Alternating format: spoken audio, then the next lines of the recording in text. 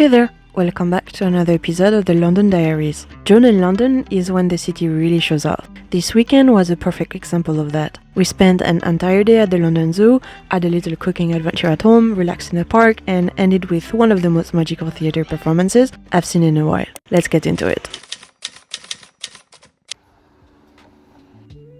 We started off at London Zoo, nestled inside Regent's Park.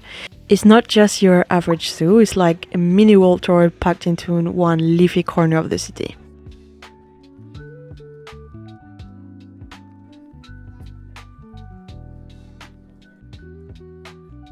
One of our first stops was the Outback, where we checked out the emus and tried to spot the kangaroos relaxing in the back.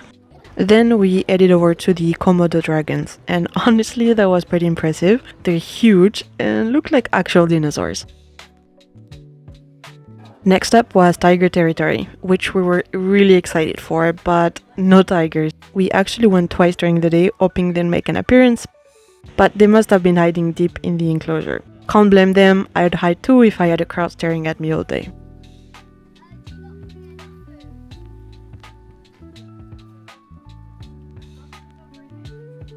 After that, we strolled through the Blackburn Pavilion, which is full of tropical birds, plants, and also some butterflies. It felt like walking through a quiet little jungle tucked inside the city. Then we made our way into Korea Kingdom, and it was such a sweet moment. The baby Koreas were climbing all over the place, learning how to play and interact. It honestly felt like watching a family dynamic unfold. We had to rush a bit to make it to the Penguin Beach show, and I'm so glad we did. It's the biggest penguin pool in the UK, and they were absolutely showing off. Diving, splashing, waddling around like they own the place. Total scene stealers. On the way back from the show, we popped into the gift shop. Didn't end up buying anything, but I love a good browse, and honestly I was this close to walking out with a plush penguin.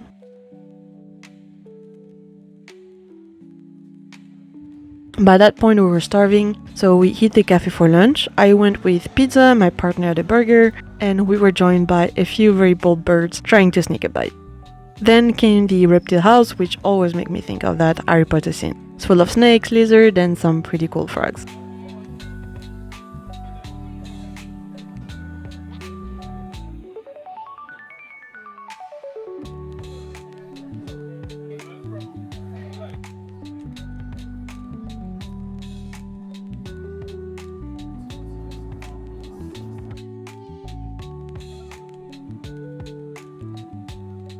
We made our way to the land of the lions, where the enclosure is designed to mimic India's Gir forest. The lions were naturally asleep, but still so impressive up close. There's this calm power about them, and even when they're doing absolutely nothing.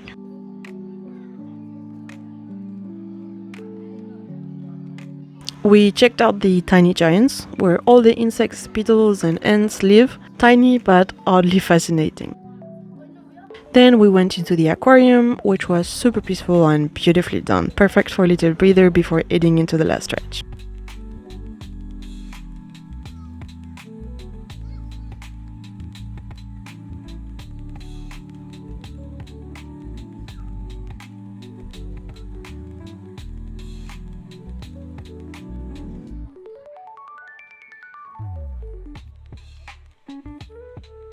One of the more unique experiences was Meet the Monkeys, where you're actually inside the enclosure with them. No glass, no fences, just you and the monkeys. It was so cool to be in their space instead of viewing them from behind the barrier. After that came Rainforest Life, a humid, tropical indoor section. We stayed pretty much until the zoo closed, and honestly I could have stayed longer. It was such a fun, immersive day out.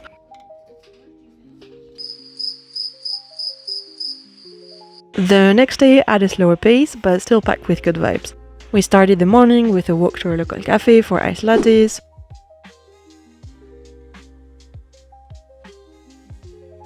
Back home we decided to break in the new steel pan I got my boyfriend for his birthday, and we made steaks, seared beautifully with a crispy edge.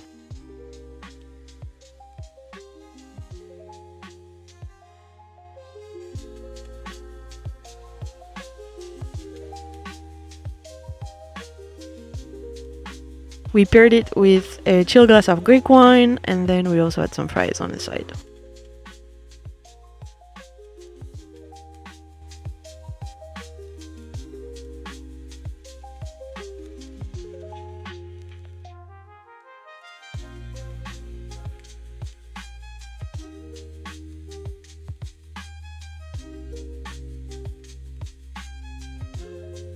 For dessert, we had puff buns, light, airy, and the perfect sweet bite to finish off the meal.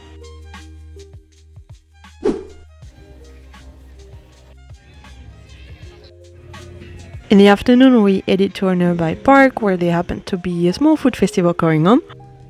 There was a stage with live music, stalls scattered across the grass, and kids playing games. We grabbed the Nutella crêpes and found a sunny patch of grass and just soaked it all in.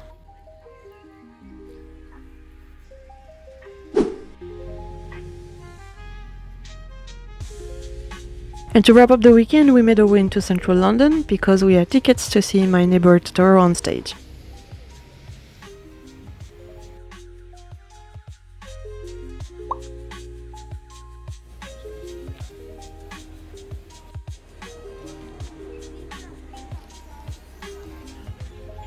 The show was absolutely stunning, whimsical, poetic, and so beautifully produced. The staging alone was incredible and they really captured the spirit of the film. I think even people who've never seen the original would be enchanted by it. It was the perfect end to a perfect couple of days.